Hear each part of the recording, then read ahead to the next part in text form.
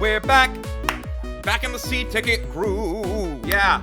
Ooh, We're yeah. back in the C-Ticket groove. Yeah. Oh. And we're still not planning intros, everyone. Is that the guy from Kiss? Back in the New York groove? Yeah, I think it's one of the guys. I don't know. Kiss. Is our first official order of business on C-Ticket 2.0 to figure out who sings Back in the New York groove? Well, either way, I want to give you all a big kiss on the cheek or on the lips. That's up to you. You decide. We're back, baby, and we're so happy to see you. Nick, how you doing, man? Yeah, it's Ace Frehley. Who would have known? Mm-hmm.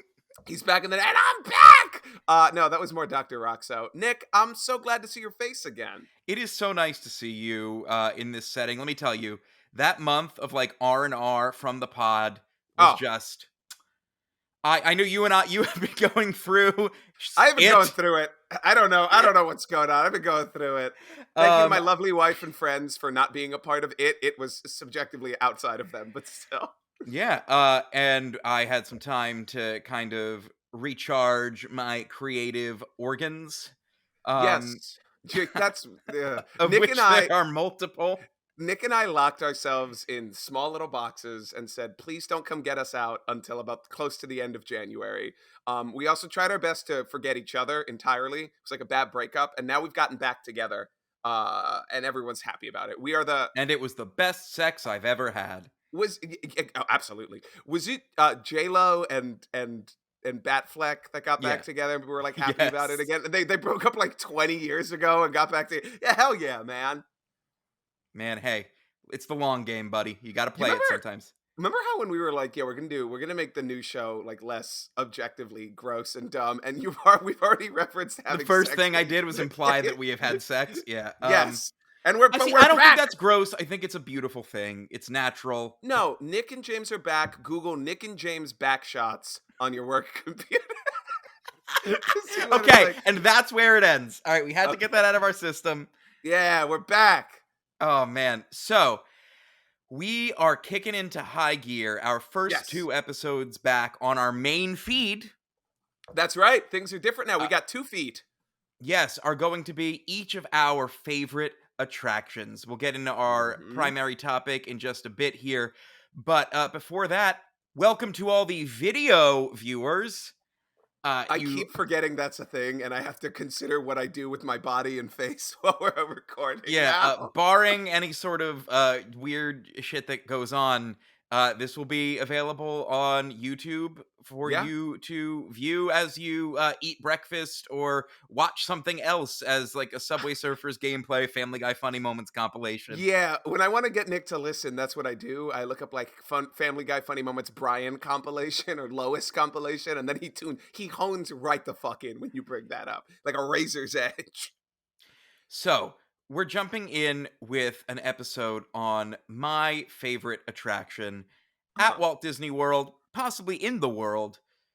We will get to that shortly, but James, even though we're at C-Ticket 2.0, we do have a very important place we need to visit before we get into... And having been several weeks since we last recorded, I imagine there has to be something. Nick, I have a question. I have an editor's question for you. Yes. So for the video viewers, what happens now? Because obviously we put in the Kraven's Korner music in editing. So do they just not get the song? Oh no, they get the song and a little something special if I have time between now and release. You'll just have to imagine the Kraven's Korner. All right, that's fine. Well, hey, wait, hold on. What was that voice? That was Bane. Who was? Oh, that was Bane. Yeah, who did you think it was? I don't know who I thought it was. Sure didn't sound like anything I know. You'll just have to imagine Kraven's Korner. Oh, you merely adopted the corner. I was born in it, molded by it. For you. I think I know what I want to talk about for the segment after this. We don't even have to look it up. It's something that you and I got to share over this past month. But let's get to Kraven's Korner, Nick. Hell yeah, brother. Here we go. It's time for Kraven's Korner. You're gonna need some orders if you take him off, because here's the gist. There's only one way off his list. Kraven.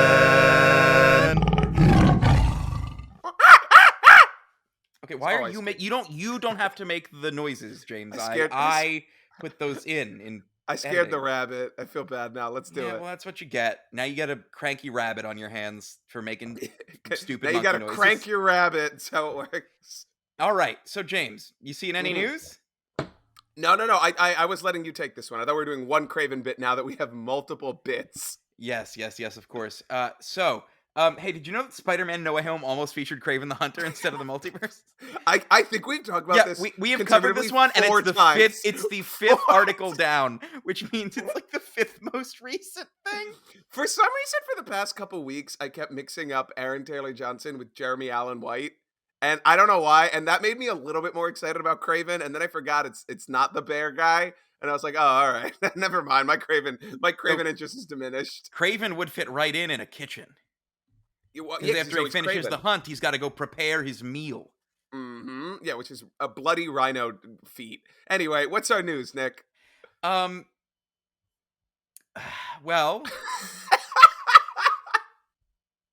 would it surprise you to learn that he was there almost isn't included in any? Spider-Man. It has been a solid 5 weeks since we've done this bit, and there is no Kraven news. Yeah, for anyone who's just tuning into the pod for the first time, we're very excited for Kraven the Hunter, Yeah, which this was is Kraven's originally Corner. supposed to be released in October of last year, 2023. So we Yes. started a bit where we would do a Kraven corner every episode until the release, and then the release got pushed back to this November, and we are now locked in. Because once we're on, there's only one way off his list, and we certainly don't want to experience that. But yeah, no big Kraven news this week, unless you count this article from Comic Book Report, where that details the unusual inspiration behind Spider-Man's sequel to Kraven's Last Hunt, which is purely comic book, which I'm simply not interested in. Unless it's got ATJ, it's not for me. The second thing that's down is the AI generated one from the Cheyenne Post that I read back in like November. Okay, let's move on. Thank you, Kraven's Corner. We'll see you again next week, you and your dusty old bones. Let's move on to our next favorite bit. I know what I want to talk about for this one. So, well, James, start the clock because it's time for the Madam Web Minute. It's the Madam Web Minute!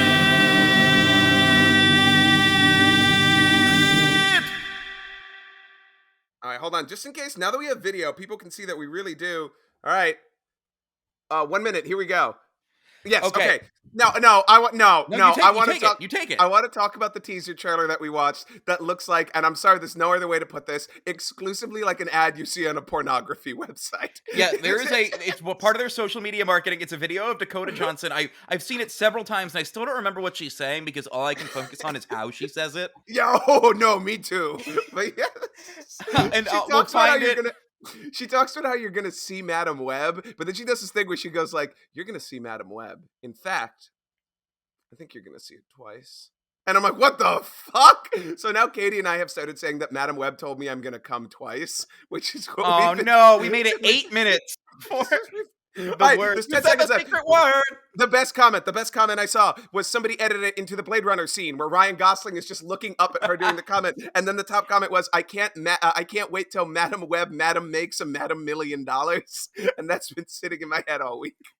All right, time is up. Go watch the Madam Web Pornhub video. Incredible. Pornhub ad. That movie comes out in like a couple weeks. She died while she was researching spiders in the Amazon.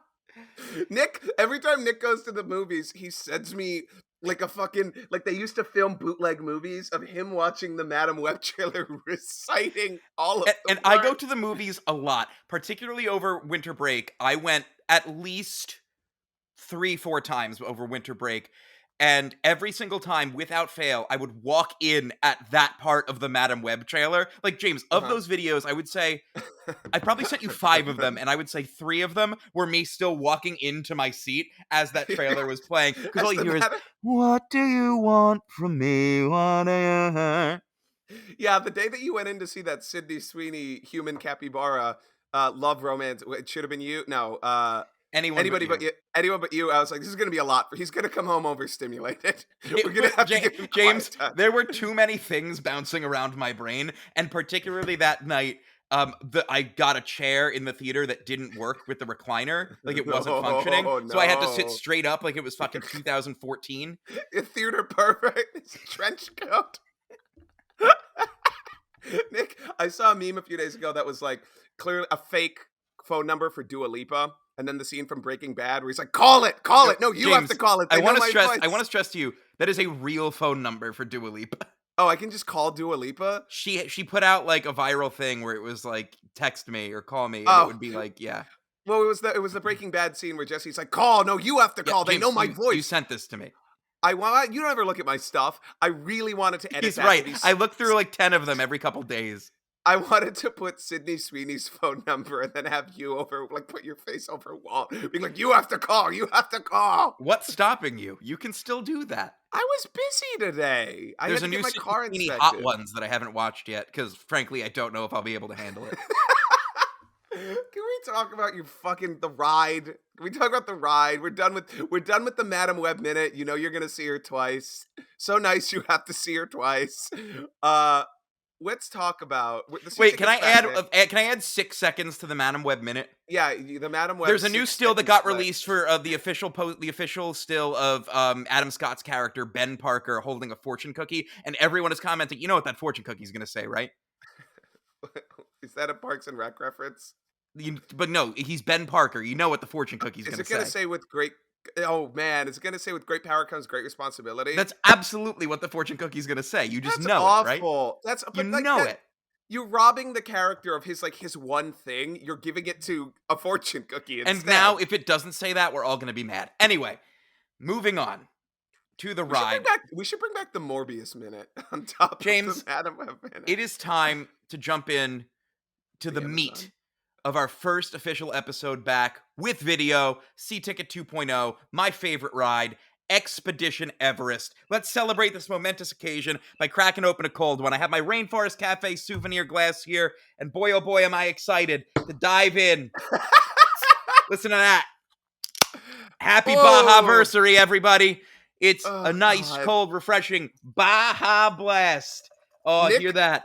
Look at that. You see that foam rising to the top of my Rainforest Cafe souvenir glass. It is the color of like cleaning fluid, and yet somehow it still looks good. It looks like anime bathwater, like 90s anime bathwater. James, have you ever been blasted? Truly, and this is not, I don't think I've ever had a Baja Blast. I would be happy to try one. New goal for the pod, 2024. Baja Blastisode. I have to drink a Baja Blast every, like it's like a drinking game, but it's all Baja Blast. Here is my promise to you. So Taco Bell is running a promo for the 20th Baja-versary where you can scan codes of your Baja Blast cans, and bottles, etc., and you earn points. And if you get like stupid amounts of points, you can get prizes for free. You get a diabetes test. I am going to get a prize from the Baja-versary promo. It's like 8,500 points. I've had 7 cans in the last like 2 weeks. That's got me to 280. And I need 8,500. Okay, so how many more do you have to drink? I have not done the math because frankly it scares me and my hold my genetically predisposed to diabetes body. It's 80. Let's just do the math real quick. It's 8,500. How many points do you have? 260 or 80, 280. Divided by 260. You need to drink about 32 Baja Blasts, give or take, to achieve that level. That is not true. No, I said 7 got me 260. Oh, okay. So each one's worth a different amount of points. 200. All right, so each one is worth about 37 points. Give or take. Okay. Yeah, give or take. And then you so 8,500 divided by 37. Yeah, let's do that. You're better at math than I am. Divided by 37. So you need to drink 229 Baja Blasts. Okay, and now let's figure out 229. That's it. That's the goal, y'all. 229 What's Baja the prize? For 8,500 points, I can get a nice pair of socks that say Baja Blast. No, we have to be doing the math wrong. That empirically, they cannot expect James, you to drink that's 200. correct. God, but I think like some might be worth like, oh, this one's worth 1,000 points. You know, like I don't know. So each Baja Blast is worth it's a gashapon of Baja Blasts. That seems bad. You crack it open and it makes you sick, I guess. I want to highlight really quick. There's this lovely deli up in kind of like in not in the middle of nowhere, but up in West Milford, where it's super populated. And I went in and I was waiting for my sandwich. It's called the Three Roads Deli. It's very good. And I went in and I saw blue sun-kissed. That's not something you see very much. But I like the color blue, right? Like, even though that thing, can you hold it up again, Nick? Even though that's not a natural color, it still looks appealing, right? Like, kind of like blue curacao. The Sure. blue sun-kissed looked the most like Windex. No, toxic. It looks toxic. Thank you. And then I lifted it up. I looked at the back, and it was 146% of your daily sugar. Right next to that was a thing that I feel comfortable calling instant. Like, if it was a potion, it would be potion of diarrhea. It was espresso soda. And while it wasn't 100% of your daily sugar, it was 75%, which is nothing to sneeze at when it's espresso soda. How much is that bad boy? This is 88%. Nice. Now, yeah, but you're getting that blast. You know what I mean? Oh yeah. If you know you're getting blasted when you try one of these bad boys. I wish I brought a fun drink to crack open while we were doing this. I can go run to my fridge. So you took Jesus, it's gone already. All right, hold on. I actually got a piece of ice in my mouth, so now I have to chew on it. Nobody go anywhere. Okay, James is instructing you now for the video listeners or viewers. This is what I often see during the course of recording, and he asks me, "Hey, just keep going." A bunch of beers frozen outside of my yard from my coffee. If you couldn't hear him, he said the beer is frozen outside on his porch. He said yard. He doesn't have a yard. He lives on the second floor. And he can't hear me. James, come back. The video people want you. Baby, where'd you go? Anyhow, my Baja Blast was delicious. We'll read through the ingredients here. So, total fat, 0 grams. That's 0% of your daily value. Sodium, 55 milligrams. That's 2% of my daily value.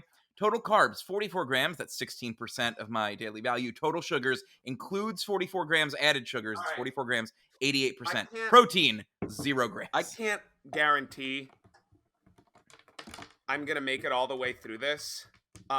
Somebody must have brought this. Nick, I believe you were here at my party, or at the Christmas party. Somebody must have brought this. It is hard kombucha. It's hard kombucha. I cannot guarantee you I'm going to make it all the way through this, but I did bring my official Grimace birthday cup, which I saved from the Grimace video we made. So let's give it a test Fantastic. sip. Well, James, crack that open. How is it? It's not my thing, but we're celebrating. So here we go.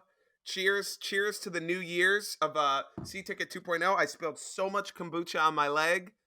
Don't piss on my leg and tell me it's raining. Tell me the C-Ticket's back in action. With Expedition Everest, Legend of the Forbidden Mountain. Uh-huh. James, are you an Everest fan? You're being so sincere. It's very strange. So are you asking me if I like the mountain itself or if I like the ride at Walt Disney World? Yes. Yes. So the mountain itself, I think, is a very interesting piece of architecture. Should we climb Everest? We probably could at this point. Like, it is the type of thing that is so touristy that I guarantee you we could. I think you could definitely make it. I genuinely don't think I have the upper body strength. I think you could. I think it would be hard. I think you would absolutely make it. It doesn't seem worth it anymore. There's literally a line of people. How many Baja Blasts would I have to drink? Okay, now hold on. Get to the top of Everest? Could we do a thing where, like, we're the first guys to do it exclusively on a Taco Bell sponsored? We just bring blasts and taquitos.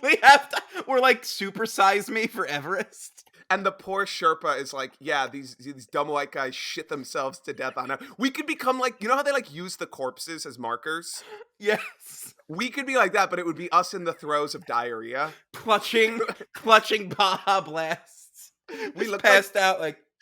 We look like two awful Disney, like we're in the we're in the hats and the expedition. So the mountain itself, I think, is a beautiful piece of the planet, and there's a lot of wonderful culture there. I've never been. I would like to go. But the ride, I do like the ride. I do not like it nearly as much as you. I do not like it nearly as much as Katie or a lot of the people I've been to Disney with, mostly because for some reason, the going backward part always makes me a little nauseous. I totally get what you're talking about, though, because in my old age, that I used to be able to do this 4 or 5 times in a row.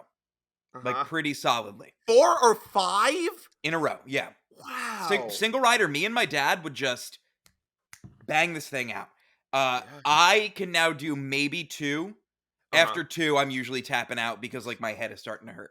2 legitimately every time, because a lot of times the people I've been to Disney with really like this ride. Katie's one of them, and they'll be like, "Let's do it again," and it never fails. On ride 2, we have to go sit down at the place where you can get the alcoholic Dole Whip, and I have to put my head on the table and drink water for a little while. But what's weird that I will say, it is I've gone on coasters that are more extreme, like the ones at Silverwood that we talked about. Done 2 or 3 of them, and after 2 or 3 of them, I'm like, okay, now I got to take a break. Everest is not that hardcore of a ride. It's just the going backwards part that like makes me It's violently because go. the centrifugal force of that in the dark backwards is just a different force that your body is not used to. Yeah, I feel like I'm doing like this the entire time when it's happening. Yeah. Because I know you're going to take the lead on this, I will say I still really like this ride. I think the theming is awesome. I think the ride itself is great. The Yeti is just really funny every time. And Disney, if you're like a coaster person, and I'm not super one, but like Disney does kind of, that's the one thing it has a lack of is hardcore coasters. So I think this one's great. The view is great. I have mixed feelings on the hair tie part. Sometimes I think it's cute. Yeah, Other we times can I'm get like, it into takes that away. shortly. But I do My like it. And feelings on this ride. What's up? My feelings I've on this almost always ride. bought a shirt. My feelings on this are that I think it is the perfect ride. The perfect ride. Yeah, and I'll kind of lay that out in more detail as we go on, but I think it perfectly accomplishes the idea of telling a story in an attraction that also happens to be thrilling, but also has Uh-huh. cool things to look at and great theming, is like a solid length, and it's like the perfect amount of thrill that a kid could enjoy it and not be Yes. too scared, but like get that thrill of like feeling like they did a big ride, but Yeah, not a big kid ride. so tame that an adult who really likes thrill rides would be like, that was lame. Like that I agree drop, that 100%. big, not even the backwards one, the drop out of the mountain still gets me every time. And I'm like, Yes. oh, it's like that great feeling of a drop. That part is 100% fantastic. And I do love like the build up to getting up there and like the part with the track being ripped up. Like it's great. It feels like an adventure. It feels like a fun little adventure. I love the queue. The queue is very well done. Yeah, it's a genre that I'm also like inherently predisposed to, of like adventure, escape, mysterious, like exotic location. Exotic being, a place where a ton of people live in the modern world.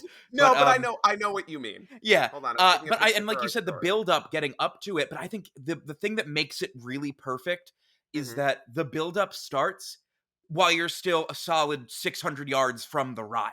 Like you Yes. round that corner into the Asia section of Animal Kingdom and you see it there. And in my opinion, that is where the story of the ride starts. You see Mhm. this mountain in the distance. They have that shrine from when you're coming in from that direction, at least, that shrine to the mountain.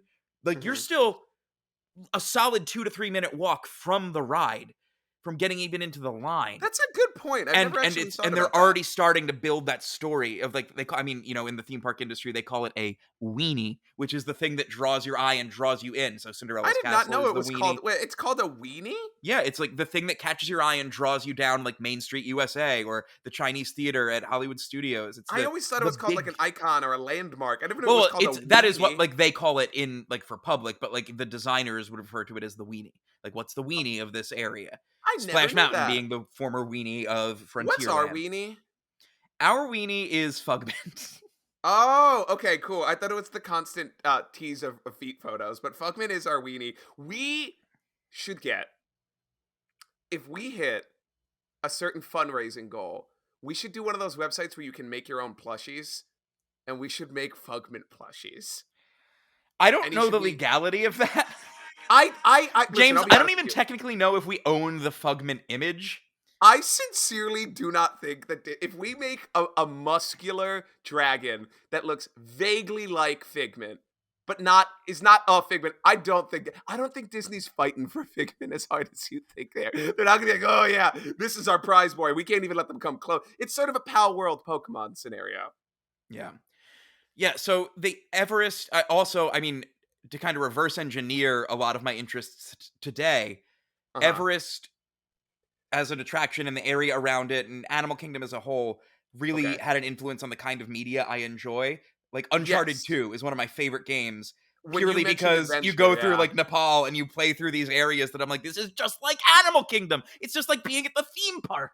You don't realize how much of the stuff that you consumed as a kid like informs what you like. It wasn't until we revisited a lot of like dumb 80s sci-fi horror light movies that my dad showed me, mostly John Carpenter now that I think about it, like The Thing, Big Trouble in Little China, that I looked back at some of the campaigns I DM'd, especially Monster of the Week, and was like, oh, I was doing that. Like this is where the way I try to describe it is what your sense of cool and stuff came from as a kid. You don't realize how much of that is informed even into your adulthood. There's still dumb parts of me that I'll be like, this guy looks like a pro wrestler. It's so cool.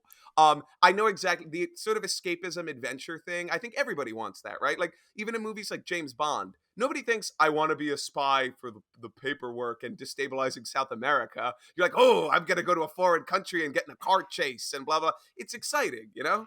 Yeah, between that and how Hollywood studios pretty much solely influenced the career trajectory that I'm on today, Yeah. namely the Indiana Big hat Jones epic wearer. stunt spectacular. Yeah, I love Okay, hold on. fedoras these days. Why are you not doing stunt work? Damn it! Hey, listen, buddy, if I wasn't deathly afraid of heights, I'd be doing high falls left and right. That shit's so cool. It is really cool. Have you watched The Righteous Gemstones? No, it's on my list. I really want to get to it. It's so funny because they all do stunt work. There's characters that do stunt work, and like they tell people, "Oh yeah, stunt work's where it's at." And it's like every stunt person I know is like, "We're so woefully underpaid." And risking But life and limb. literally. But yeah, no, that sort of Uncharted. I understand like where parts of it are problematic, and that's true because a lot of time the exotic locale is like a place where somebody lives. Yeah. But I think it's the adventure. It's sort of the it's an aesthetic I also enjoy. It's that like the gold. It kind of I think back to Up a lot. The golden age of adventuring and scarves and flying biplanes over a mountain full of dinosaurs, like that type of thing. Yeah.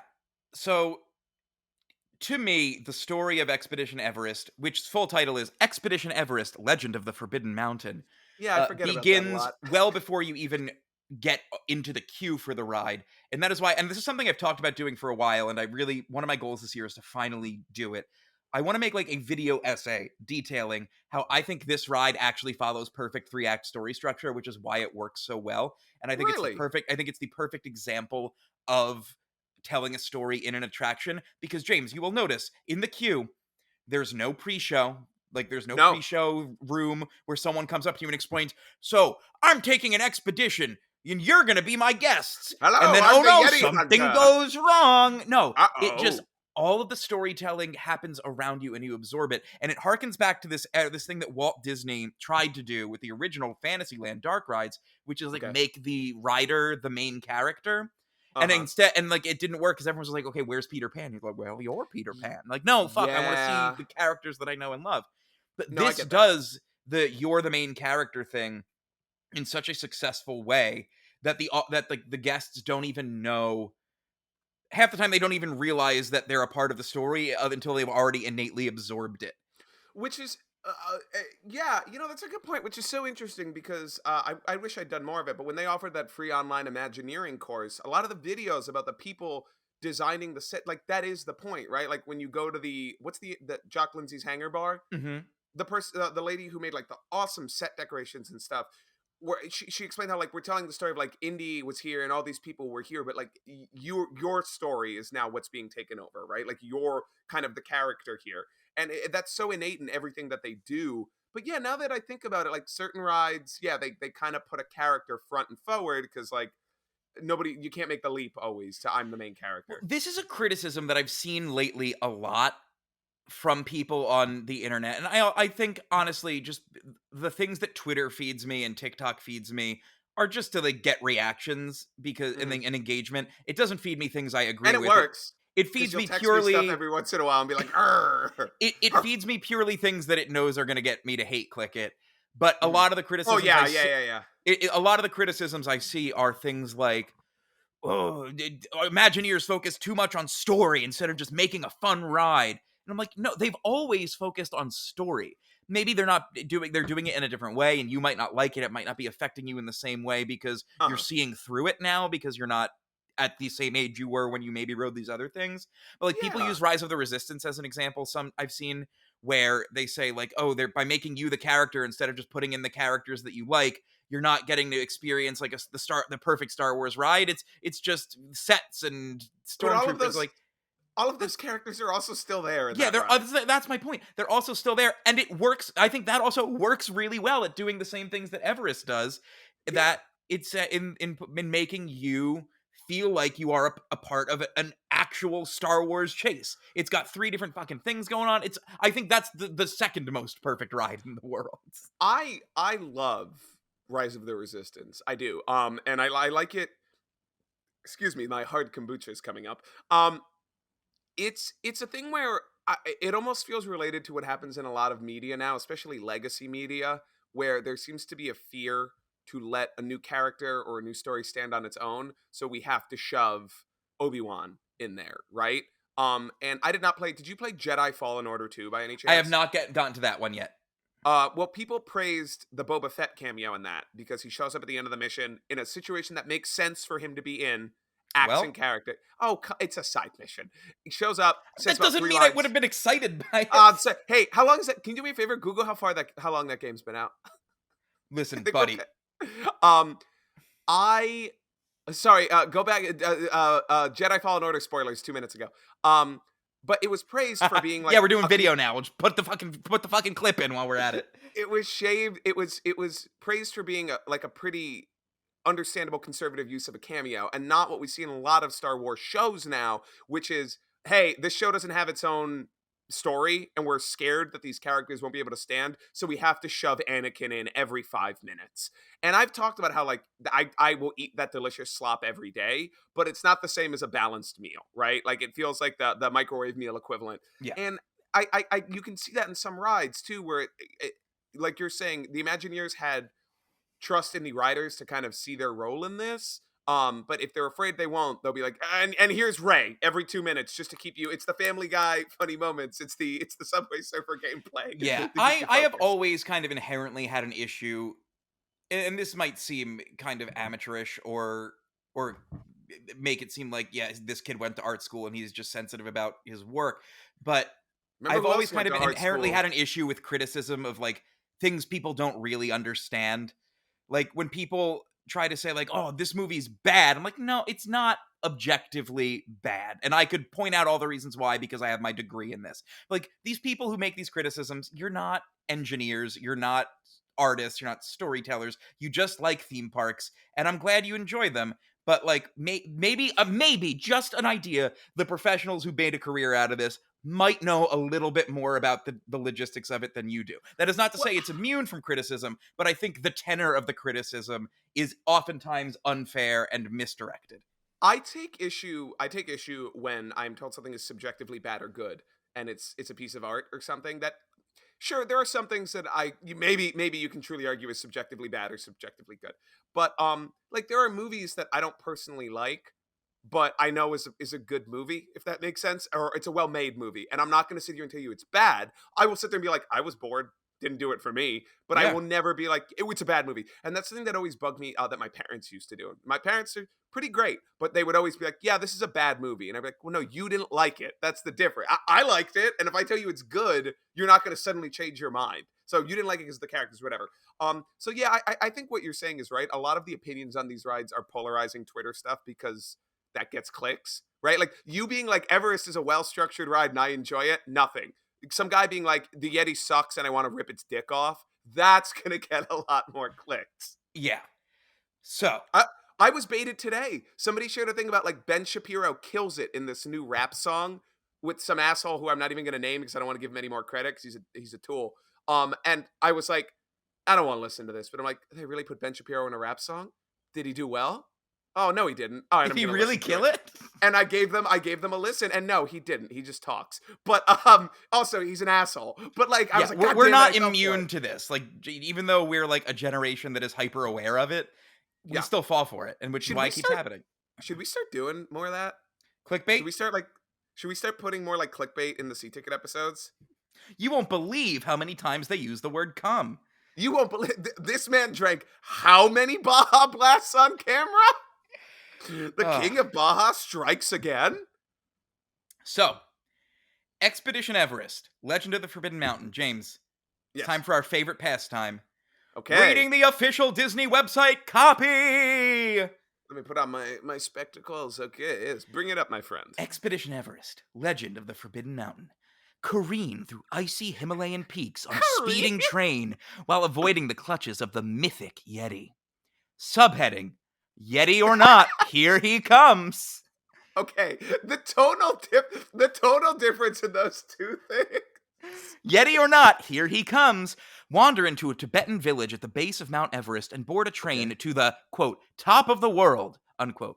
Beware, some say a legendary snow monster lives deep in the mountain. After a steep ascent, your train picks up speed and races into darkness. Without warning, a broken and twisted track appears in front of you. Brace yourself as you plummet backward into total darkness. Inside the cavern, the mythical tale comes true as you see the shadow of a massive, growling beast. Race to escape the cursed mountain before the Yeti claims another expedition. Another subheading, a word of warning. Some parts of Expedition Everest, Legend of the Forbidden Mountain, may be scary for children. This attraction features loud noises, fast drops, high speeds, dark places, and frightening creature effects. Well, effects is a strong word. It kind of doesn't move. They blast a light at it a lot. Hey, that light's frightening if you have epilepsy. Hey, good point. While you were talking, I googled "sexy Yeti," and Nick, I was about to buy this for you and mail it to you, but it is $47. And but it does have extremely smoochable lips. Oh, I forgot to point out, I am wearing my my Yeti pajama bottoms today. These sweats. They're not official Disney Yeti PJs. Can you see them? Take them off. Take them off right now. No, James. I'm sorry. Yeah, Nick, can you show off your Disney fit real quick? Because we are. Oh yeah, I got my Mickey. As my family called it, the garish Mickey shirt. That's fair. And you got and my Yeti bottoms. You got your Mickey blanket. And you get your bottom in your Yeti. Yeah. Anyway, I got my Mr. Toad shirt on right here. I got some Fabletics black shorts. I've got my little Nick got these for Katie and I. These are little Donald and Daisy, and then that A stands for a C-ticket episode. And perfect. There's a WWE belt. Oh, because we're the champs and yeah. Snoopy. It's Snoopy. So that's how Disney describes Expedition Everest. James, how would you describe this attraction if you had to explain what this ride is? What is the story of Expedition Everest? So what I kind of like about Expedition Everest, it does do that thing that Disney does sometimes where it's mildly aware of the thing that it's doing and pretends to say don't. But in this case, it works. Because when you get on the queue for Expedition Everest, you're in a beautiful sort of traditional Nepalese. It starts out kind of like an outdoor garden, stone garden type of thing. Yeah. Then you move through sort of an exhibit about the Yeti mixed in with traditional Nepalese folklore and mythology and stuff. Yeah. And there's some beautiful stuff in there. There's some masks. There's some sort of I don't think cryptid is the right word in this scenario, but it would be like mythological creatures. This feels really, like, really sorry, cool. James, to interrupt. I apologize. No. This feels like a great point to point out some things that I learned from one of my favorite videos, an episode. Actually, I don't even know if it's an episode, like a special, I would call it, that aired on Discovery Channel back in around 2005, 2006, when they were promoting this ride before it opened, called Expedition Everest. Where the fuck's the Yeti? Building a thrill ride, Expedition Everest. Disney had a little partnership to promote the ride with National Geographic and Discovery and Warner at the time. So they produced two of these specials. One was this, kind of like a behind-the-scenes building, and another one was called Everest the Experience. Or the whole thing was Everest the Experience, and they had another one that I didn't get to watch because I ran out of time to prep, where they kind of just show how the team went to the Himalayan region to kind of get inspiration. God, what a dream job! Who we'll get into was the big brain. It was his brainchild, but they gathered a bunch of props and things, like authentic things from the region. And I have numbers on that. There's over 8,000 authentic props from India and Nepal and these other kind of areas. I don't know about India, actually. I shouldn't say that talking out of my ass here. But James, actually, they do share. Yeah, but if you hit up the Google Drive right now, you will see a folder labeled Everest clips. Oh, God, I don't like how much work you've done for this, because this means that I'm gonna have to do this much work next week. And in there there is a video just labeled Ken Gomes, and I want you to watch it and just see how this man talks about the things that they gathered from their trip abroad. We acquired over 8,000 props. So that should give an idea of almost a museum-like quality of your experience. The props team went on a secondhand shopping spree in Tibet. They bought everyday items from everyday people. We're buying their scissors, their animal troughs, their egg baskets, things that it wouldn't occur to anybody to ever sell. So we'll go out and we'll meet people, talk with them, become friendly, and ask them if they're willing to part with some of their things, and we'll buy them new things instead. Yeah, these big old these are like handmade nails. They're all hand forged, and we bought his whole supply, which probably was a year's worth of nails. So I'm sure he took a nice vacation after we did business with him. We tend to go into a lot of these places and buy out the entire store. Okay. It's kind of like if you walked into Sears and said, "Yeah, I'll take it." So that's Ken Gomes, a set designer on Expedition Everest. As James was watching that, he paused and said, "Why does it look like he's being held at gunpoint?" I gotta tell you, that is a dream job right there. Yeah. There's always going to be a hint of like, yes, we're buying your traditional stuff for our weird sort of ride. But like the fact that they're buying things from real people, giving them, I'd assume pretty good money for it. They said buying them new ones. If all of that is true, I mean, like that's got to be a dream job. You're getting to go. This is really why I wanted to work for Adventures by Disney, to get paid to go see nice places. Yeah. But it's awesome because they get to actually get in that culture. Like, it is so cool. It's kind of like researching for a role. It's so cool that you get to take time to learn about a new place, right? Like, that's awesome. As you could see, as if you're watching it, or here if you're listening, he talks about how they would just go into people's, like, just not even shops, just Their people's tchotchke homes stores, and say, yeah. "I would like those scissors," and they'd be like, "We will buy you new ones, but I want yours. Give them to me." Don't you want to buy new scissors? He at like the bought. store? He They're talks "No, about I how, like, want they yours." bought out an entire family's the guy's supply of nails, which I thought was funny. Again, we don't need to rehash it because you all just saw it or heard it, but I just think the way this guy talks, kind of like a Reno 911 character, just amuses me. He does. One of my favorite things about these specials, which I watched a lot as a kid, which is why I didn't have friends, I would often just surf the channels looking for things about theme parks on Discovery and Destination America. But anyway, one of my favorite things about these kinds of specials and behind the scenes videos is when people who are not like media trained, or not people who often have to speak publicly, have to speak publicly, and I admire them so much for doing it and being so passionate about the art they create and what they do, that they are willing to go and like talk to a camera and tell the thing they're passionate about to people. But it is always just so funny to me to watch them compared to someone like a Joe Rohde, who does know how to talk and pitch in front of people. And then you have like Engineer 6, who didn't really have to do a lot of that, is like, yeah, and then the Yeti has 17,542 individualized functions in its fingernail.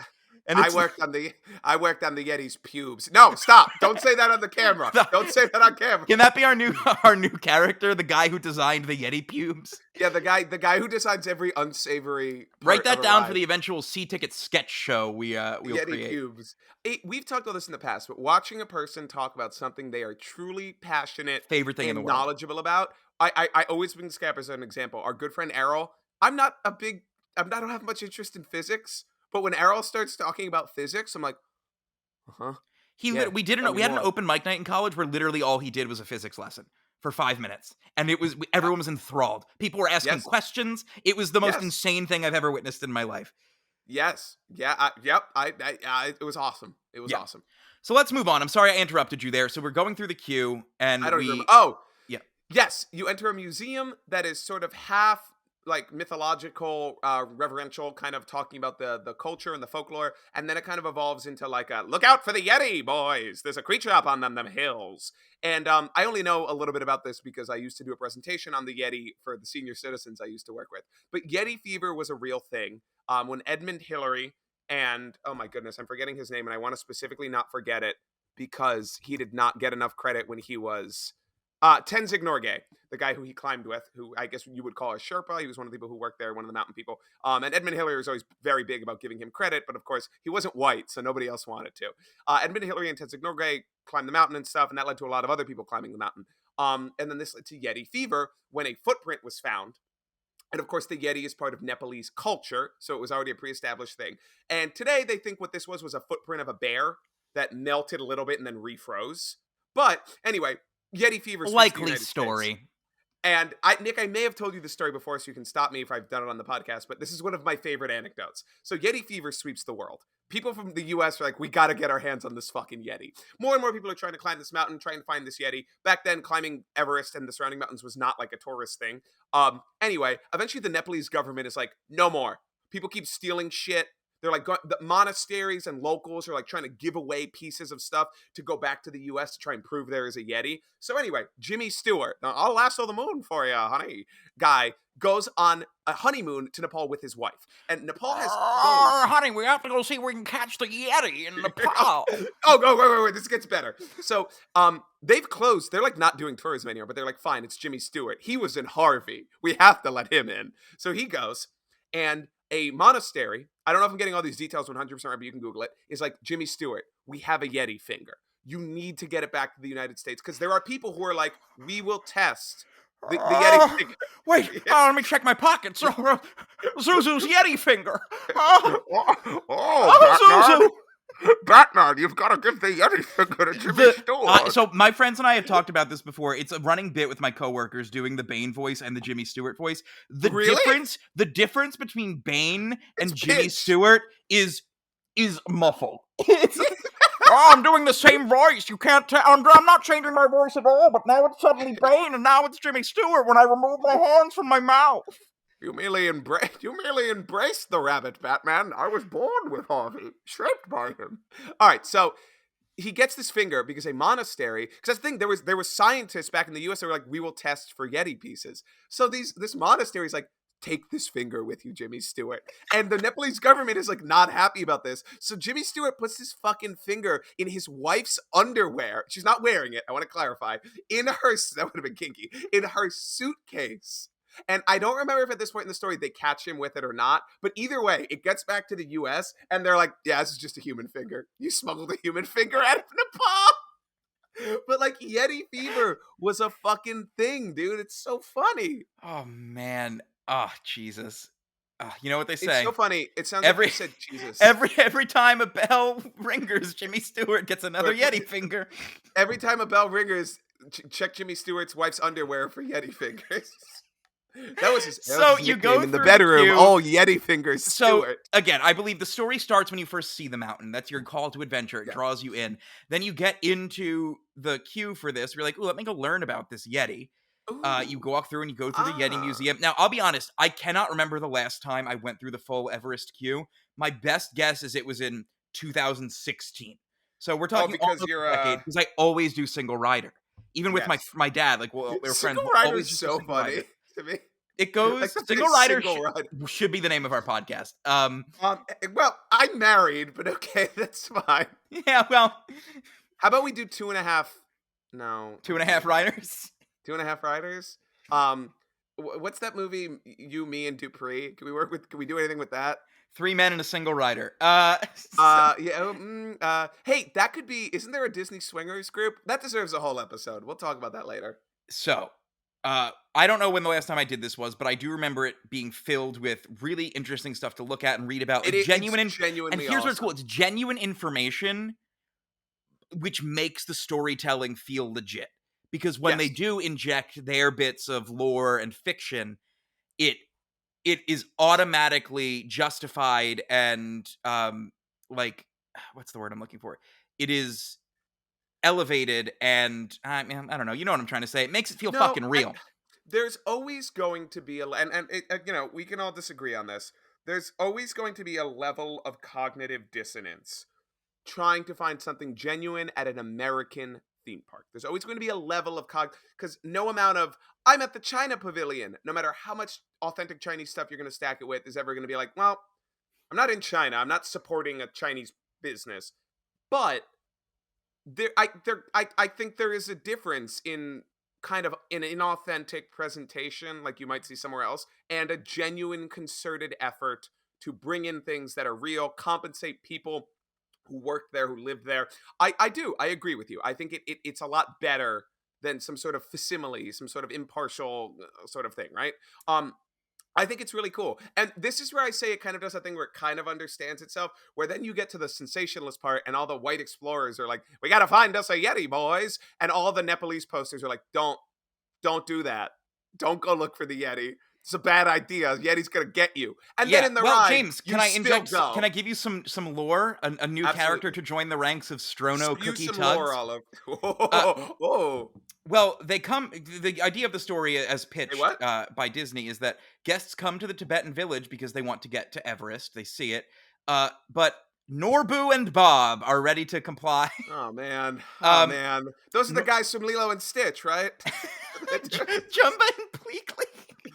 Yeah, close Norbu enough. and Bob. No, We should so be Jumba and Pleakley for Halloween. So I'm just gonna rattle off some info here for you. Norbu and Bob. Norbu is a local to the village, and Bob is, of course, a and British Bob man. isn't? Oh, No, Bob isn't the local Bob's a Nick? British guy. So Bob and Norbu team up to be Yeah, some Bob sort of also tends to fucking- call Norbu boy a lot for some reason. They team up to run their fucking hackneyed scheme to get tourists up to Everest.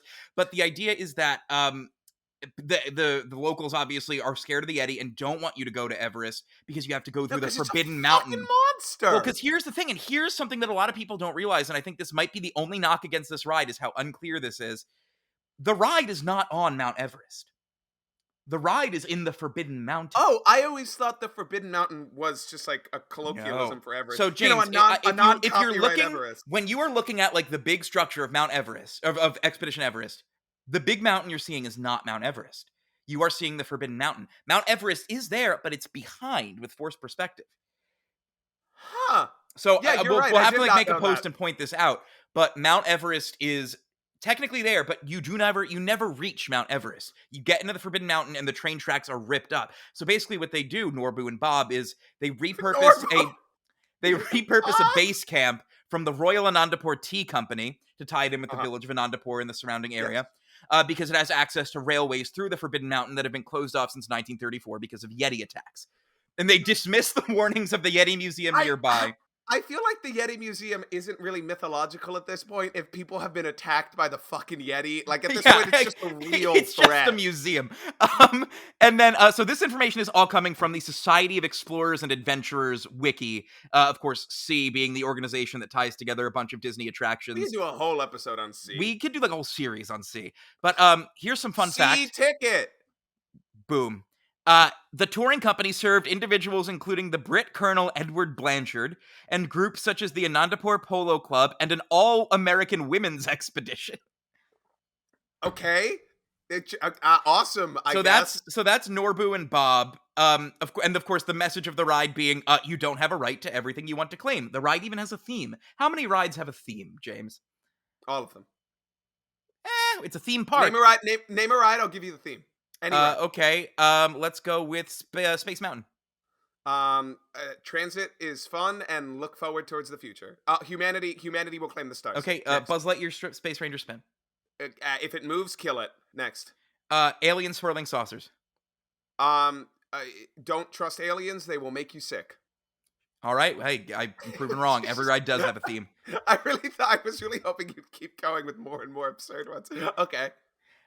So that is the queue, and the queue serves to build up.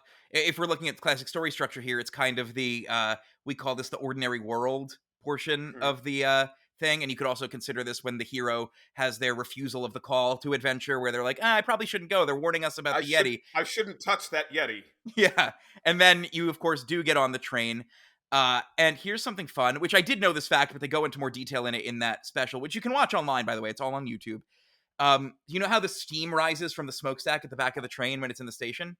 Yeah. They didn't build a steam machine into the roller coaster vehicle. It's being pumped from under the track through that smokestack. Cool little engineering detail. Yeah, that is so funny. It almost feels like it's more work, but I guess if the steam doesn't go with the train, who cares, right? Like, yeah. That's interesting. Yeah, so now it's like, and it's also you're not dealing with it on a moving vehicle with burning hot compressed water. Just to jump back, can you go back to what is the theme of the ride? The theme of the ride, as stated, is that by Joe Rohde, or not, maybe not by Joe Rohde, but you're gonna say Rogan. the Joe Rohde experience. Pull up that clip of a gorilla fighting the Yeti. Hey, pull up a clip of that gorilla fighting the Yeti. Pull up that clip of conservation. You don't have a right to everything you want to claim. Yeah, I like that. And once again, cognitive dissonance from that coming from the In a largest theme media park. corporation in the world. Yeah, but it's still whatever, man. Like I understand that there's nuance in these things. I'm not going to Disney for that reason. Yeah, it's interesting because you don't get the Yeti at the end. It's not like Aladar. You don't capture the Yeti. In fact, the Yeti almost kills you and then you leave. Maybe you should have listened to all the people who live here and said, "Don't go near the Yeti." So, before we get on the ride proper, James, let's play a little game. We haven't even gotten on the ride and we're at 55 Yep. minutes. Well, we had a lot of business to get to. I'm going to call this game Yeti or Not. Okay? Oh, that's funny. Yes, I stole it from the Disney copy. I'm going to rattle off some facts about the mountain. If you think this is a true fact, you go ahead and say Yeti. If it's not, you say not. All right? So, one clarification point. A true fact about Disney's Sorry, Forbidden a Mountain? true fact about Expedition Everest - Legend of the Forbidden Mountain. Okay, hold on. Okay, I was petting the rabbit. Okay. Let's go. Expedition Everest - Legend of the Forbidden Mountain officially opened on January 26th, 2006. Yeti. That is not. It's a trick. It soft opened on January 26th. It Fuck officially you. opened on Fuck April you, 7th. you fucking See Ticket theme 2.0. park- We're starting with trick questions, bitch. Fuck you. Theme park geek. Yeti or not? Expedition Everest is the most recently opened Walt Disney World attraction not based on previously existing intellectual property.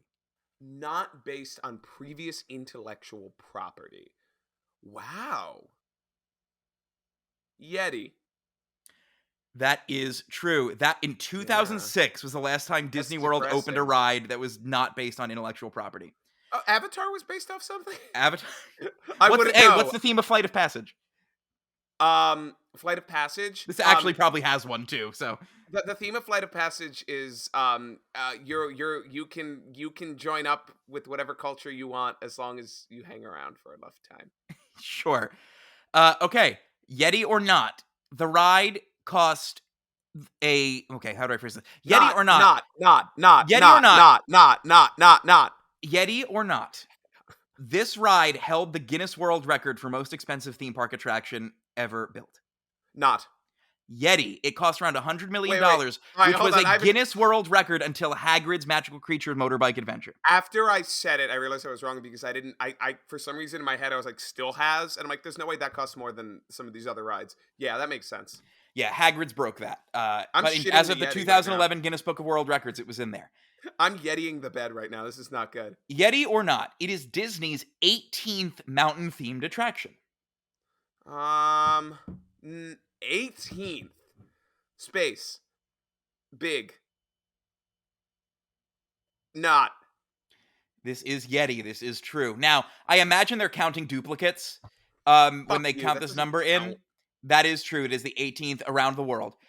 Yeti Oh, or I not, guess, it yeah. is the largest mountain-themed attraction. Yeti. That is true.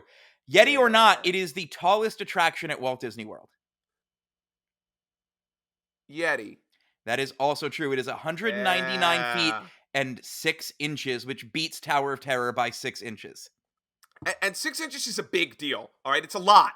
All right, it's a lot. It's a big deal. All right, It's we'll an give you average one more. amount. It's an average amount to beat a ride by.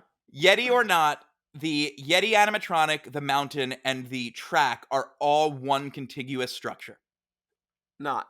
That is not true. They are 3 separate structures that never touch. Huh. This is actually That's really interesting. cool. It's something they go into detail on in that special, and it was something that even though I'd seen this before, clearly it never stuck with me. It's really interesting how they talk about it. Basically, they would use one of the first rides to really heavily use digital 3D pre-visualization and modeling to Okay. figure out like how much clearance they need. And there are places where there's only 6 inches of clearance between like the ride supports that's a the mountain lot. supports. That is a lot. We know. Other things, they used aluminum foil to help shape the mountain. Like they would press it into the paint Really? and peel off the foil after it hardened and paint it in to kind of help shape the rockwork. Simple really things cool. still work on even big attractions. And this I thought was funny that traditional scaffolding wouldn't work on that kind of mountain. So they stuck big metal toothpicks out of the mountain. And then the process of removing them took 3 months to cut off. It's so funny because, like, you think after a certain point, of professionalism, you think things change substantially, and in a few small ways they do. But like in a lot of ways, shit's exactly the same. Things don't change that much. So we board the ride, and we I'm not get bored, on, right? a Royal Anand Deportee Company train, which is a detail if you've never noticed before. It is right there on the train. It's a fun little thing to notice. We swoop in, we go up through a shrine. One of the coolest things, one of my favorite parts of that ride, especially if you go early in the morning, even though the sun blasts directly into your eyes if you get on at like 8 in the morning, depending on what time of year it is, and it's like fucking blinding. I feel like that almost adds to it. Yeah, because I can't see shit. I actually watched a night point of view ride through of this I'd never ridden this at night before, because anytime I was at Animal Kingdom at night. well, because Animal Kingdom at night is cool for Pandora, but if you're there at night, that's what you're doing, obviously. Yeah. So I always go to half a day there. Yeah. So I had never seen it at night, and it's pretty cool. And I that's a new goal of mine, to ride this at night, because it was very different. It felt different in the way that was lit and everything. Also, real quick, I just checked because I was interested. April 7th, 2006, when this ride opened, the #1 song in the U.S., "Bad Day" by Daniel Powder. So you had a bad day. Just in case you were curious. You Yeti'd one down. So like, there's a good chance that someone was like standing in line for 6 hours on opening day for this, and fucking was listening to "Bad Day" by Daniel Powder, thinking about how their favorite American Idol contestant got sent home. We're shredding right now. Yeah. James, this is a great segue into another video clip for you. Why don't you go ahead and look at I forget exactly what it's called, but it's the opening of Expedition Everest at Animal Kingdom. This is just pornography. All right, let's dive in. Welcome to the official podcast of the Walt Disney World Resort in Florida. I'm David Brady. Behind me is Expedition Everest, podcast, where Disney just wrapped up several days of spectacular celebrations to officially open the thrilling new So what's happening here, and we'll talk over this one, is the official we will. podcast guy, and then it cuts to with some great star white right there. That it cuts to what I believe is an in-character performer. I hope so. A white man in character. Is this Bob? I'm imagining it's Bob, but he's not British. And then here comes Bob Iger with a lot more hair. The white man who then introduces Bob Iger, who is not that great of a public speaker at this point in his career. And then wait till who it cuts to. You will not believe. It was a jump scare who this cuts to. 3 of the people it cuts to. Hold on. So Bob Iger introduces the ride. They do a ribbon cutting. He's doing it right now. A world where fantasy is real. A world where fantasy is real. Fantastic. Here we go. All right, they're about to cut the ribbon. 3, 1. That's an interesting way to cut the ribbon. All right. Okay, they're shredding some fucking guitar right now. And then hard cut to the cast of High School Musical riding Expedition Everest. They are the first people. Yeah, they all look so happy. Wow. Oh man, I've been thinking a lot about Zac Efron recently, and just this hard cut to them. I was like, oh cool, they got random people to ride the. Oh no, that's Vanessa Hudgens and Zac Efron. I can't even tell that's Zac Efron. And then it cuts to Allie and AJ. I don't know who that is. They were Disney Channel people. They were kind of. And there's a man they were in some, with a goatee. That's Joey Fatone. Okay. Yep. High School Musical. Yeah, fuck it. Allie and AJ, Joey Fatone. We're the ultimate fuck, marry, kill. Do you ever think that we're getting to an age where a lot of these references, there are people that could listen to this podcast who like only have a vague reference as to who these people are? You even barely have a vague reference to who some of these people are. Well, okay, I know who they are. I just did not recognize them. I will be honest with you. So that was the opening ceremony of Expedition Everest.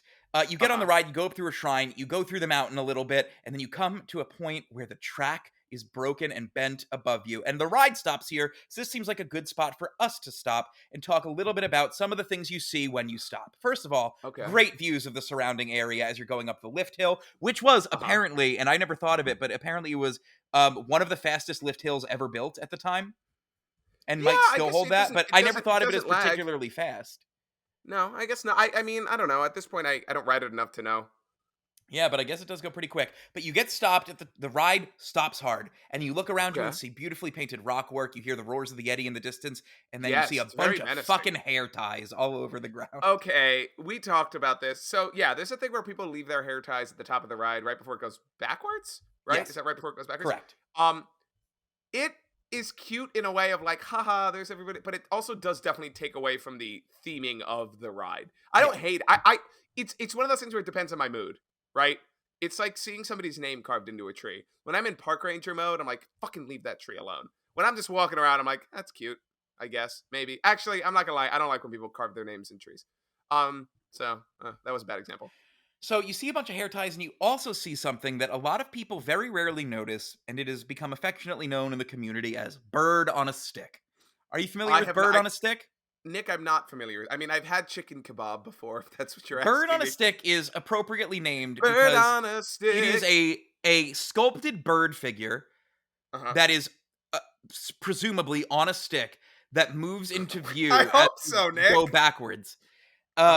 But it didn't work for a while, and sometimes it's not working. It seems very finicky, and also it feels like the kind of thing where they were like, "Fine, fucking Jerry, you can do the bird on us. Just go make the bird and bring it in, and we'll put it on the fucking stick. And if it works, Jerry, put it the works." bird on a fucking stick, Jerry. James, It's go your ahead and one look up job. bird on a stick real quick. See if you can find this guy. It'll come right up. It's very hard for me to type because my laptop is balanced on a tissue box. But what's funny to me about bird on a stick, and I'll see if I can find a clip of it and throw it in here for the video viewers, is that the timing on it's a little weird because as you're pulling up to the track, you see the bird move backwards. And then as you're going backwards, you see it move into view. But you can definitely see it backing up as you pull up. And it's like this bird says, these fucking guys again. And just Homer Simpson's behind the mountain peak. Expedition Everest, our favorite hidden gem. If you write Expedition Everest, bird on a stick. That's it. Also, it eventually a very good episode of Bluey comes up, and then a bunch of real birds, and then orange bird on a stick. But yes, I see bird on a stick. Now, I was unable to identify what kind of bird this was just from the limited pictures and videos I could find. So I took the liberty of looking up birds that you might find in the Himalayas, James. So do you think this might possibly be well, I don't know. Do you think this could possibly be a Himalayan ruby throat? Nah. What about a Himalayan bush tit? No. What about a white-tailed nuthatch? So, our friends that you know very well, Andrew and I, have a bit about how ornithologists, as I believe that's what bird scientists are called, are in the woods for so long that they are so fucking horny that they are alone for, and like maybe they don't jerk off or anything like that. I don't know, but they're always like tits. Nut bust. I can't. Sex bird. Bird I want to fuck. Bird I want to fuck. That's what. I can't imagine the man who named a bird the Himalayan snowcock had been getting his rocks off too often. Big snowy cock. That's what that bird is called. And then they come back and somebody has to edit them down. They're like, no, we can't name this one Throbby Veining Bird Cock. I'm sorry. Well, I think they got away with the spelling on this one. That's how they got this one through the filters with the cockless pheasant. That is spelled Koklass. Bro, I'm telling you right now, next person that I get really mad at, I'm going to call them a cockless pheasant. That's you white-tailed nuthatch. Listen up, you white-tailed nuthatch. You're talking Himalayan like bush tit. Listen up, you cockless pheasant. That's what everybody was calling Tenzing anytime Edmund tried to get up there and talk. He'd be like, what's this Himalayan snowcock doing up here? Yeah, quite literally. It really feels like a slur. Yeah. You Himalayan bush tit. Here's my favorite game. Does it feel like a slur? Yeah, the bird in the stick's beautiful, Nick. Thank you for bringing it to my attention. Next time, you'll notice it next time it works. You'll see him slowly backing up as you come into view. But then, with a very technologically advanced, for its time, and probably still technologically advanced, I don't know much about coaster engineering, a track switch happens behind you, and you go backwards through a pretty thrilling section of the ride, where you come to another stop and see a projection of the Yeti, which I think is still a very convincing effect of it. Kind of looks like a moonlight or sunlight shining through a crack in the mountain, and you see the shadow of a Yeti ripping up the track. Really cool effect. Before you wait, but Nick, we're on that track. Yeah, we're on that track, and you see it, and then you then dive forward to avoid the track you just came down on, to go out of the mountain, which is the part that you see from the outside. The weenie that weenies you in is that big drop where everyone screams. You hear the roar of the Yeti, and you go through a really cool, fun drop. You go through the mountain a little bit more, and then you come to, James, the Yeti! The Yeti himself. Now, I would like you to pull up another clip that I have in there called Yeti Warehouse. This is Joe Rohde talking about how cool the fucking Yeti is, and I just love Joe Rohde so much. Nick, are you sure you don't want me to click Yeti is cool? No. Oh, wait. Is that the Yeti one? Warehouse and Yeti is cool. Is that correct? Oh, shit. Which one There's looks like, two. you want to watch? They look exactly the same. They were both They... uploaded at You want, 4:31 sorry, you want p.m. Yeti is cool. You want Yeti is cool. He is cool. I agree. All right, I'm popping it on, guys. This Yeti is the single biggest dynamic figure that has I ever like been this built. guy. There is nothing that is this big, that moves this guy fast looks like he's in giving the a world of fascist animation. speech. It's really pretty cool. Joe Rohde. So Joe Rohde, if you're even a passively interested in theme park behind the scenes, you'd know who Joe Rohde is. He's the guy with the earrings who wears fun shirts and hats and goes on adventures all the time. Even I've seen him before. Yes. Little fun things. In this special on Discovery Channel, Joe Rohde says one of my favorite things. Expedition Everest is clearly the big, exciting, fast, powerful power ride of Animal Kingdom. He also says a fun thing that I like. We Imagineers consider ourselves to be authors, like writers of stories. We just happen to write these stories with physical objects and action. Another That's big really cool. FU to the people who say that rides shouldn't have stories. Your fucking hero believes they should. And then the narrator says, "Can you tell by the earring? This guy thinks outside the box," which feels a little judgy to me. Yeah, I don't know about that part. But I love that he's talking like he's giving some sort of impassioned wartime speech. He's like, "This Yeti is cool," and I agree. This Yeti is cool. Really fucking selling it in that moment. But yeah, he brings that up. He shows you the Yeti. Now, the Yeti, as you probably know, if you're even a passive fan of theme parks, has not functioned since 2006. Now they blast it. A mere few months after the attraction opened, they realized that the Yeti was tearing away at its foundation by being so fucking powerful. It wanted to be free. That's what happens when you're built like a Yeti, bro. I mean, James, this thing is 25 feet tall. It has 1,000 square feet of skin. Ew, How many square feet of skin do you think a human has? Because it ain't 1,000. Hold on, just give me 1 second. Hey Siri, how many square feet of skin does a person have?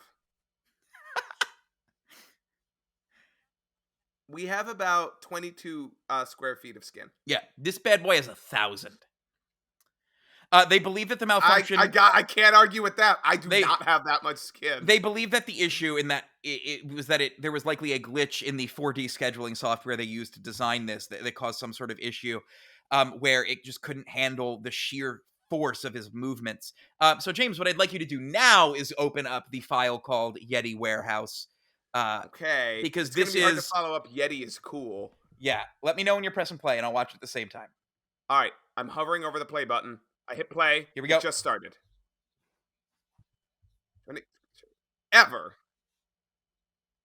Okay.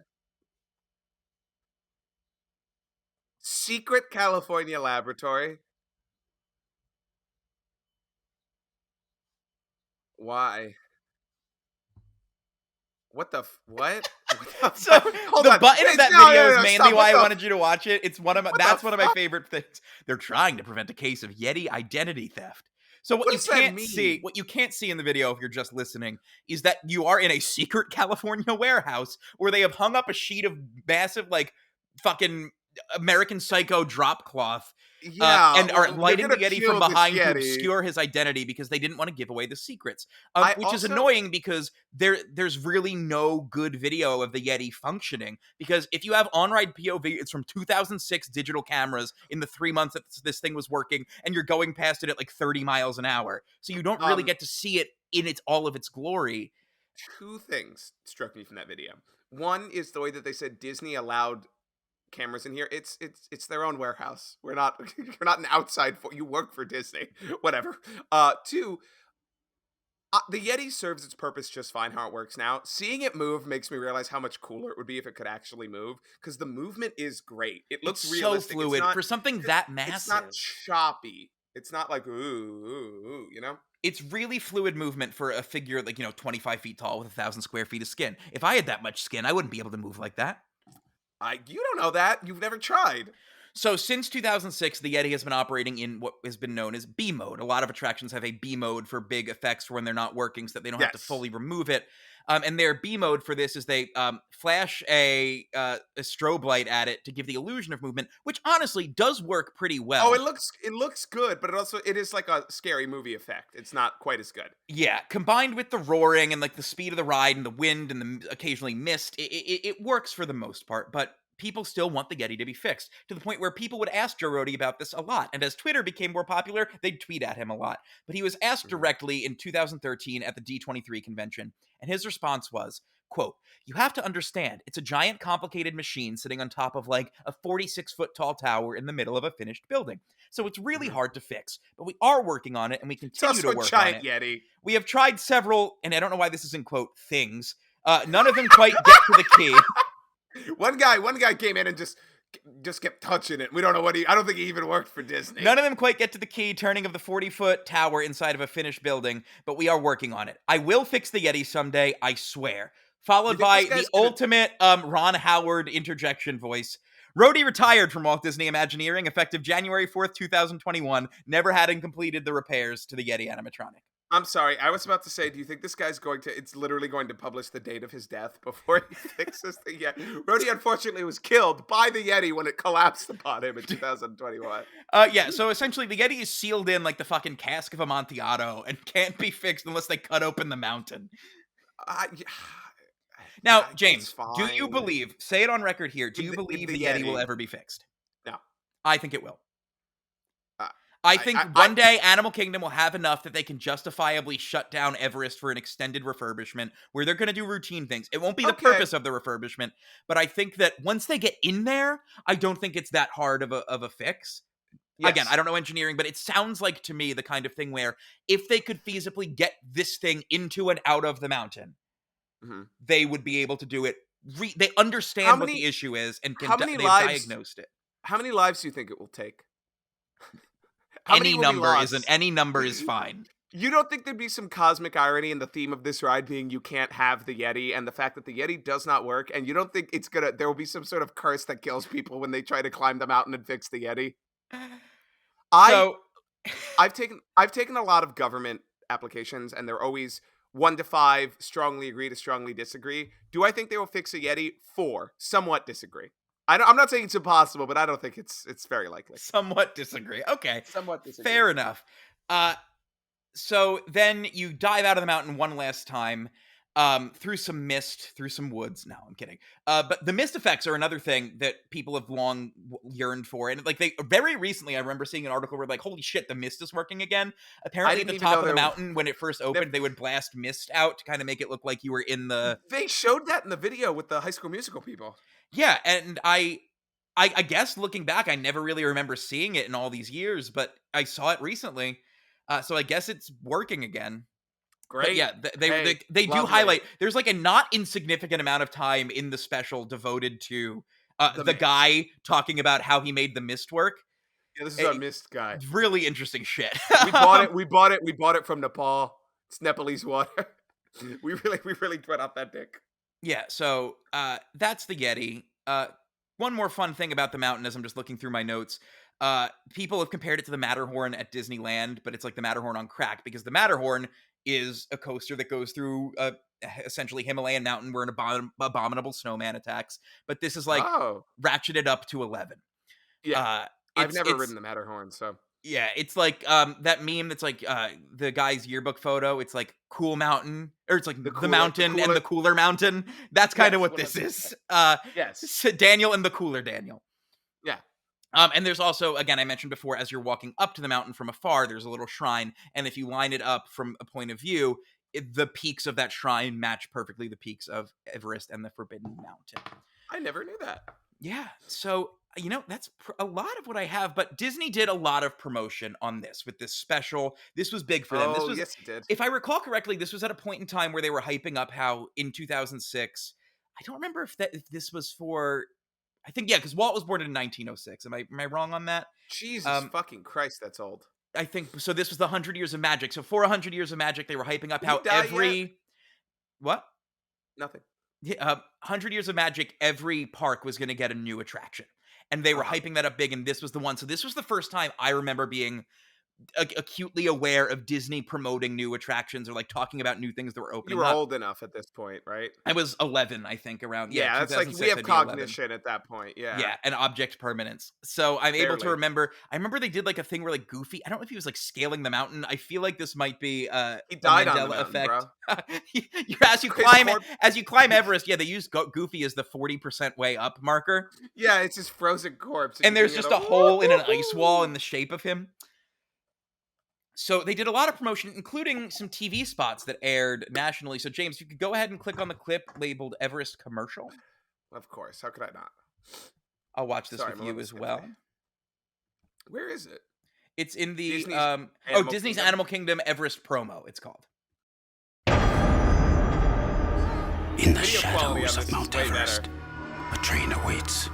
Oh, Be warned, those attempting to reach the summit it doesn't look anything must like face him. this. Him!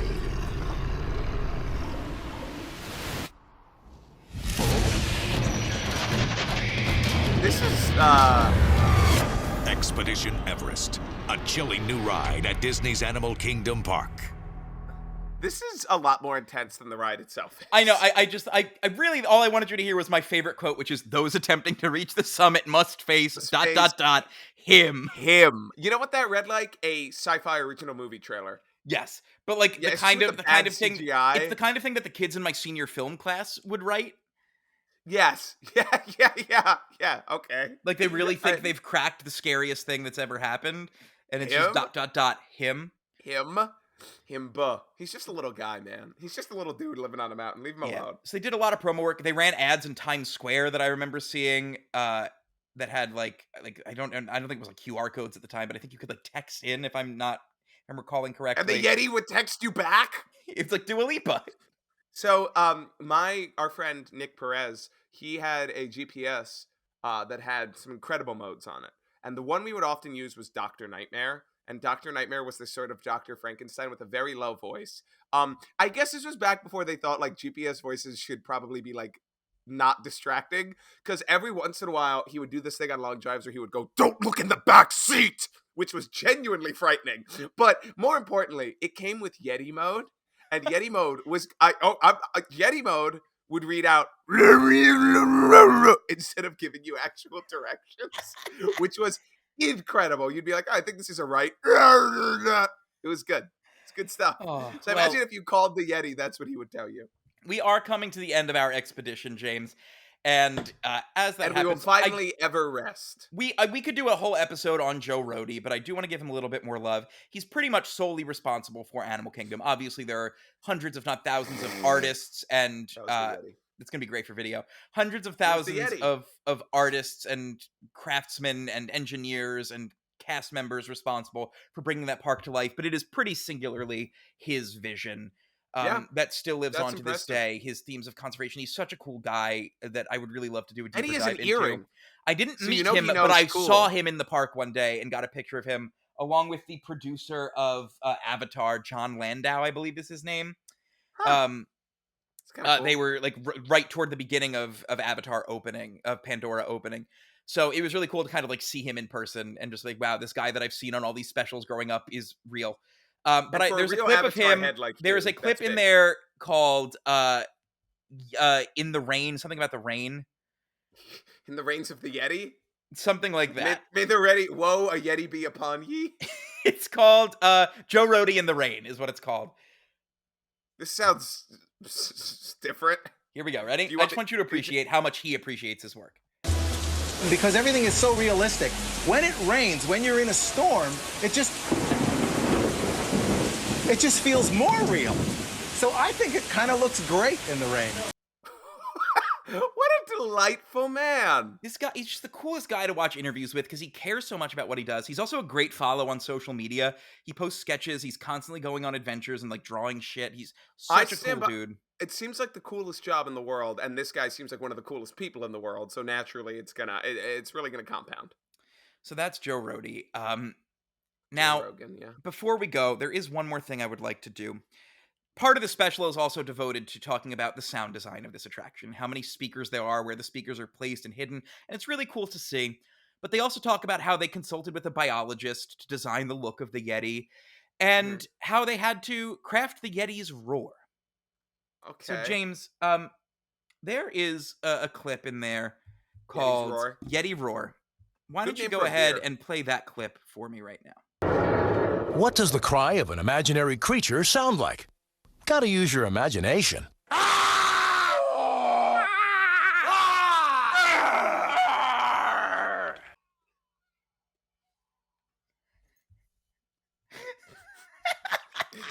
All right, Nick, will that clip be included for the listeners? That will absolutely be included for Yeah. anyone who wants it. We'll post it all over social media because it That brought was- me so much joy. It did too. I thought it was going to be like we broke down a gorilla, a lion, an elephant.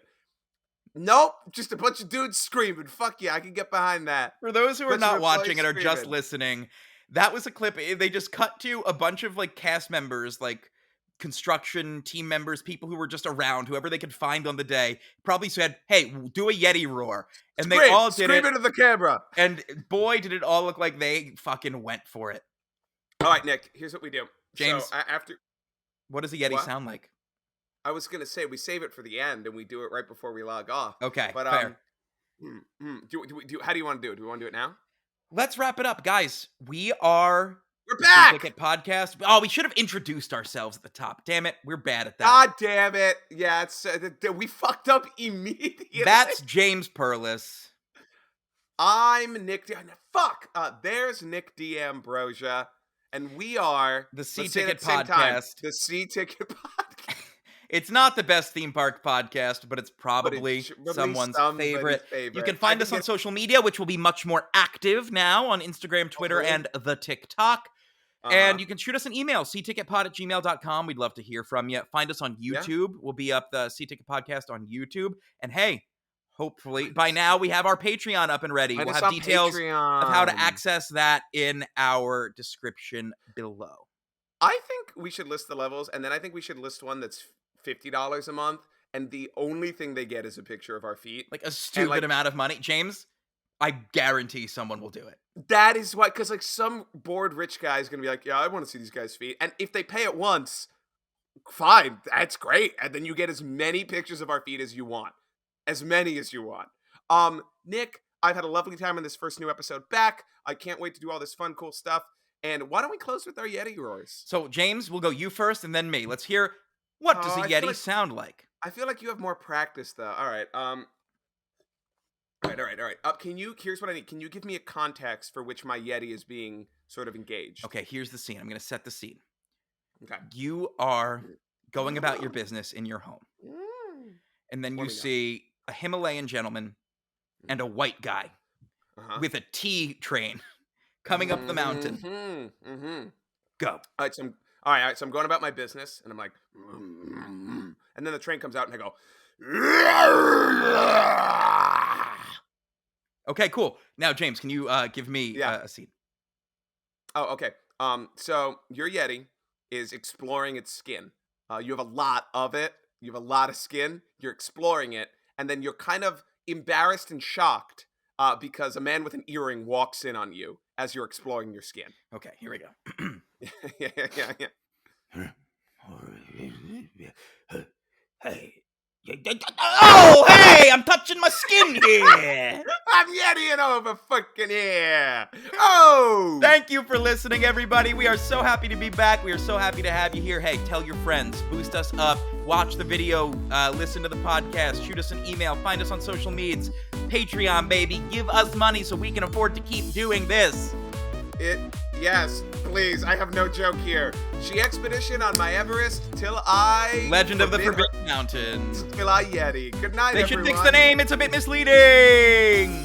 Tim Allen could also be a Yeti.